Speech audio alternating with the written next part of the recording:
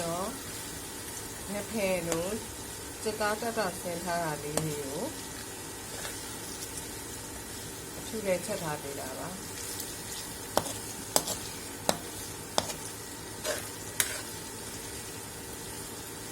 ချက်ပေါ်ချက်နေရတယ်အင်မတန်ပဲပါတယ်ငဖယ်လုံးလေးတွေလို့စက်သားတက်တာဆင်းလေးတွေကိုစားရဲကိုနှစ်တက်ရချုံမုတ်ကြိုက်လဲချုံမုတ်လေးနည်းနည်းထည့်မယ်ပေါ့နော်ဆင်းလေးလေးရဲ့စက်သားလေးကိုလုံးပါတယ်လုံးပြီးတော့စီပူလာရင်တစ်ဖက်ကြောကလို့မျိုးစက်တလုံးလေးတွေဒီတိုင်းကြော်လိုက်ပါတယ်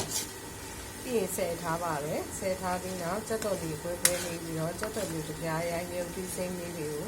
ထည့်ပြီးတော့စီတက်ပါတယ်တဲငယ်များကြီးတစ်ပေါက်တစ်ပေါက်ထည့်မယ်ငယ်များကြီးတစ်ပေါက်တစ်ပေါက်ထည့်ပါတယ်တခြားလေးနည်းနည်းထည့်ပြီးတော့ခုနကကြော်ထားတဲ့စက်တလုံးလေးတွေကိုထည့်ပြီးတော့ကြော်ပါမယ်ပြီးတဲ့အခါမှာဒီနွေးလေးကိုနည်းနည်းထည့်ပြီးတော့ချက်ပါတယ်အထည်ကစက်သားတွေကအကုန်စင်ချက်သွားတဲ့အထိချက်ချင်တာဖြစ်တဲ့အတွက်အဲ့ဒီချိန်လေးကိုလည်းအများကြီးမထည့်ဘဲနဲ့တစ်ပေါက်နှစ်ပေါက်ဒီစက်တလုံးလေးတွေတစ်ဝက်မြုပ်တဲ့အထိပဲထည့်ပါတယ်ဒီလေးတအားကြီးမထည့်ပါဘူးပြီးတဲ့အခါမှာမီအေးအေးလေးနဲ့ဒီလိုမျိုးစိတ်ရှည်လက်ရှည်မှုရပြီးတော့ရတာတွင်းပါတယ်ဒါအခုအားလုံးပြီးသွားတဲ့အခါမှာမီပိတ်လိုက်ပါလိမ့်ရှင်ရွယ်ကူဆုံးပြောရရင်တော့ငါးအစားကက်ကတိတို့ငပုံနာတို့ကိုကြော်ပြီးတော့စက်တော်နေအကွင်းကွင်းနဲ့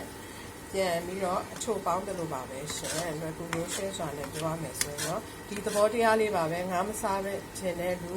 အခုချိန်မှာစက်သားပဲစားခြင်းတဲ့လူဆိုလို့ရှိရင်တော့ငါအစားစက်သားလေးထည့်သုံးပြီးတော့ချက်ပြထားတာပါရှင်အများကြီးလည်းမလုပ်ပြထားတော့တစ်ခါစားလေးပါပဲရှင်